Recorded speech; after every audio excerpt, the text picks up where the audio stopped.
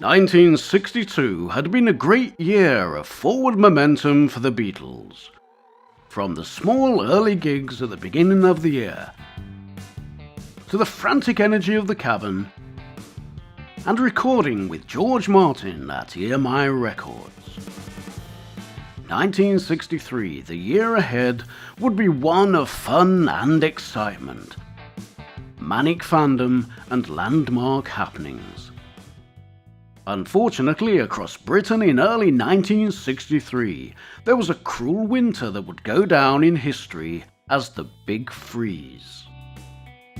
This put paid to the Beatles' first date on a 5-date Scottish tour.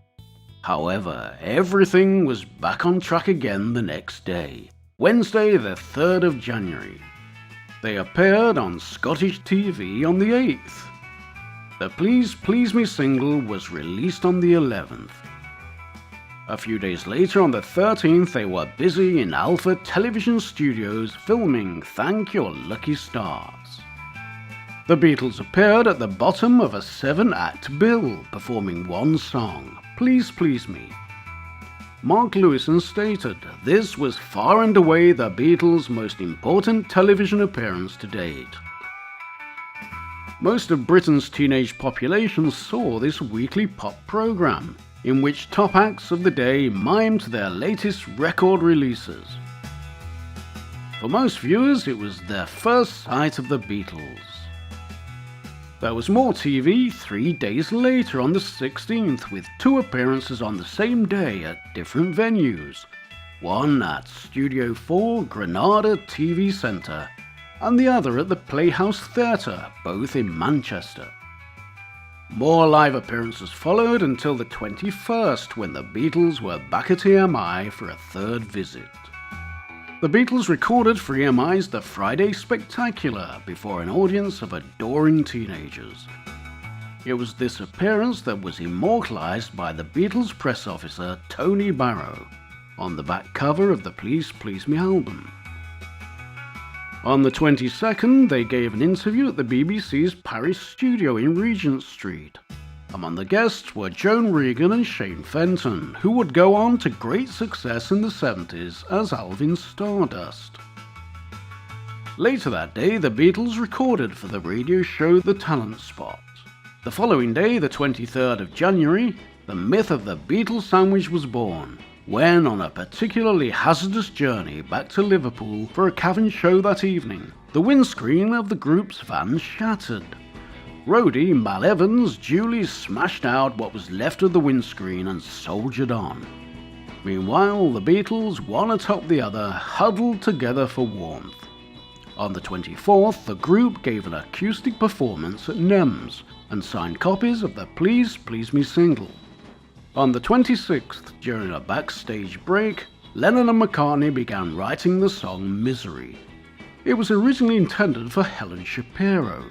She didn't record it, and it would later end up on the Please Please Me album.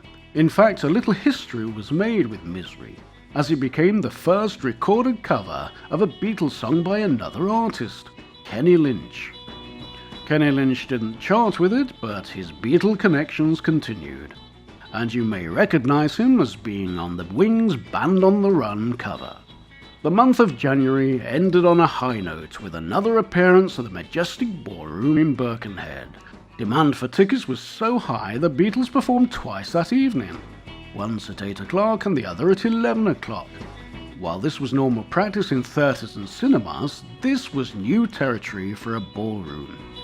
So, all in all, it was a successful month for the Beatles. February 1963, from the 1st to the 9th, was hectic for the Beatles, with more appearances around the UK. And following a day of rest on the 10th, they arrived at EMI Studios, ready to embark on what would turn out to be a mammoth recording session that would create perhaps one of the most important debut albums of all time. Please Please Me. But I still had to have an album out. And so what I did was, I'd been up to the Cavern and I'd seen what they could do. I knew their repertoire, I knew what they were able to perform. And I said, let's record every song you got. Come down to the studios and we'll just whistle through them in a day. 4 tracks were already in the can. First single, Love Me Do, backed with P.S. I Love You, and Please Please Me coupled with Ask Me Why. The task then was to rip through a remaining 10 numbers in 2 sessions in order to fill the album out. An extra session had to be added to finish the job, but as Mark Lewison said in the Complete Beatle Chronicle, there can scarcely have been 585 more productive minutes in the history of recorded music. Despite the previous day's rest, Lennon was nursing a heavy cold and came in armed with his favourite throat lozenge, Zoobs.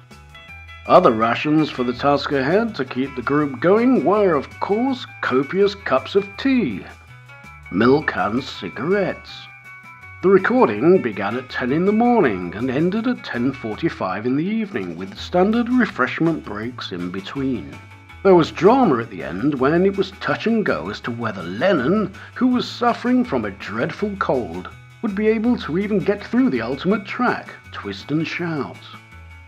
Lennon, with his throat lubricated with milk and handfuls of Zoobs, laid down one of the finest vocals of his career. The finished song is the first take, with Lennon giving his all. A second take was recorded, but by that time Lennon's voice was shredded. More work was done on the album on Wednesday the 20th, this time without the Beatles, when George Martin overdubbed a piano track for Misery. The Beatles were absent again on the 25th, when George Martin and his team worked on the mono and stereo mixes for the 14 tracks set to appear on Please Please Me. There was another milestone on the 28th, when, on a coach travelling from York to Shrewsbury, Lennon and McCartney wrote the song From Me to You. All in all, a great way to end the month of February 1963.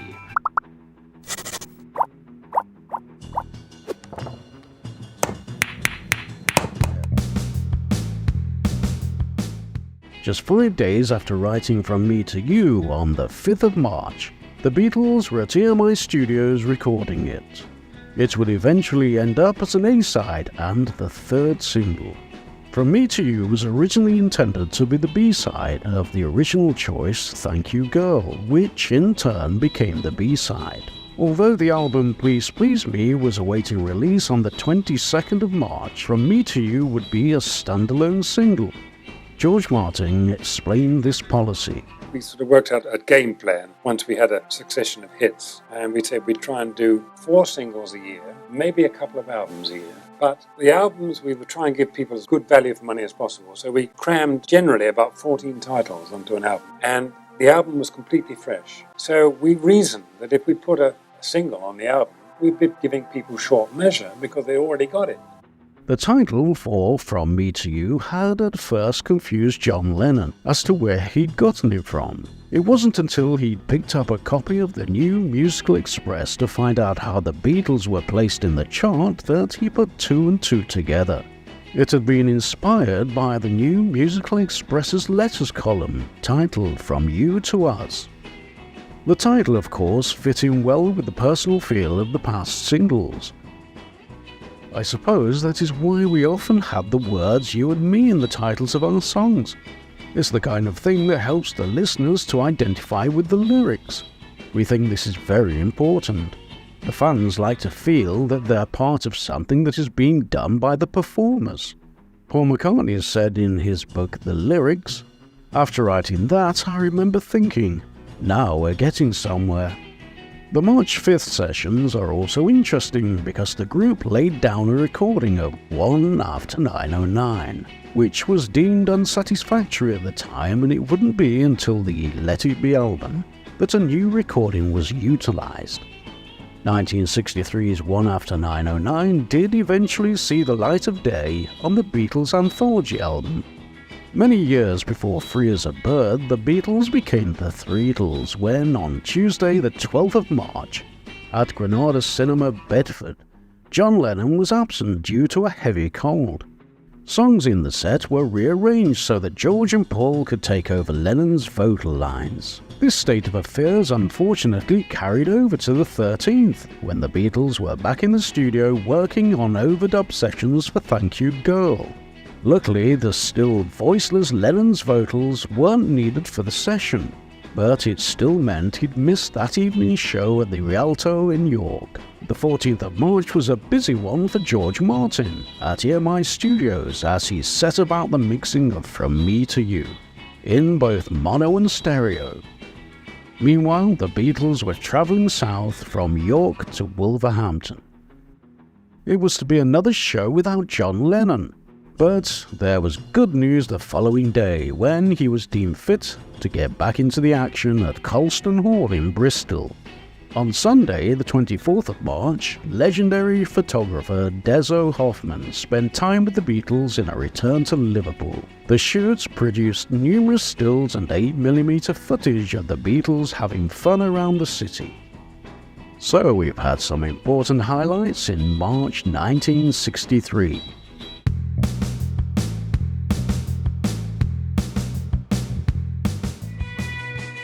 As April 1963 dawned, the Beatles were still emerging from the shadows of Liverpool's bustling music scene. They'd won the Merseybeat poll the previous year, but still their fame was largely confined to their native UK. Little did anyone know, this month would mark a pivotal chapter in their ascent from local sensation to international icons. It was a time of transformation, challenge and undeniable momentum that would set the stage for their future dominance in the music world. The month began with a spark of excitement for the fans with the release of new music. On April the 11th, the Beatles released From Me to You, their third single which had been recorded just days earlier. The single, released through Parlophone Records, quickly resonated with the public and it began its swift ascent up the UK singles chart. Its success was an early indicator of the band's growing influence and hinted at the seismic shift their music was about to bring to the industry. Saturday, April the 13th turned out to be a momentous occasion. Although the Beatles had appeared 11 times on independent television, it wasn't until the 13th that they made their national TV debut for the BBC. This was on a show called The 625 Show, and the Beatles were billed as up-and-coming young talent. On April the 14th, the Beatles filmed a third appearance on the show, Thank Your Lucky Stars. It was broadcast on the 20th of April. This appearance further showcased their latest single, From Me to You. The Beatles' performance was met with an enthusiastic reception from viewers, further solidifying their place in the public's consciousness. On the 16th of April, they were at Granada TV for a live, at the moment but mimed performance of From Me to You. Unfortunately for the pre-video recorder age, the broadcast clashed on this day with the transmission of the aforementioned BBC debut, recorded on the 13th. On April the 18th, the Beatles made the first of two appearances at the Royal Albert Hall, a venue mentioned in 1967's A Day in the Life. It was after this live broadcast that Paul McCartney met the young actress Jane Asher, with whom a relationship would soon blossom. On April 21st, the Beatles participated in the NME Poll Winners Concert at Wembley Empire Pool, a prestigious event that featured 14 acts, including some of the most prominent names in British music. This performance was particularly significant as it showcased the Beatles' growing status in the industry. The concert was a notable event in the UK music calendar and was attended by a vast audience of 10,000 plus. This was the largest audience the Beatles would play for up to that point. The Beatles performed a set that included some of their recent hits, including Please Please Me and Love Me Do. According to the NME, the event was a showcase of the best of British talent, with the Beatles standing out as a major highlight of the evening. As the month drew to a close, the Beatles experienced a moment of respite from their intense schedule. On April 28th, John Lennon and Brian Epstein, the Beatles' manager, took a brief trip to Spain. This visit was part of Epstein's broader strategy to explore international markets and potential opportunities for the Beatles beyond the UK. However, the trip was not without its share of controversy. Speculation about the nature of their relationship and the purpose of their trip fueled media gossip that has persisted until the present day. While Lennon and Epstein were in Spain, the remaining members of the band took some time to relax in Santa Cruz, a picturesque coastal town. The holiday was a welcome break from their grueling schedule and offered them a chance to unwind and recharge before their next engagements. By the end of April, things continued to go splendidly. The Beatles' debut album, Please Please Me, which had been released on March 22nd, was gaining traction and was on course to hit the top of the charts the following month. So, April 1963 was a month of significant milestones for the Beatles, with the band rapidly navigating through national success and forming a springboard for international stardom. We'll be back soon to find out what the Beatles got up to in May 1963. So, bye-bye for now.